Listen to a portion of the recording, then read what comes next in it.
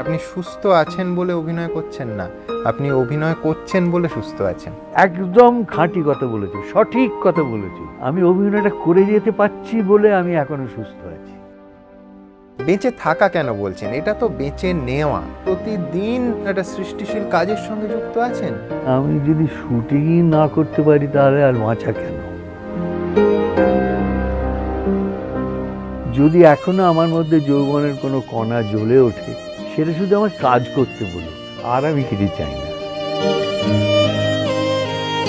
আমার নিজের এখনো অভিনয় করার ইচ্ছেটা, লোভটা, লোভ বলাই ভালো, আমি এখনো বড় লোভী এই অভিনয় করার ব্যাপারে।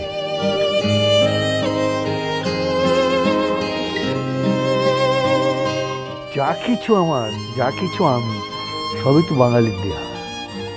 যাবার দিন পর্যন্ত যেন এদের নমস্কার করে যেতে পারি।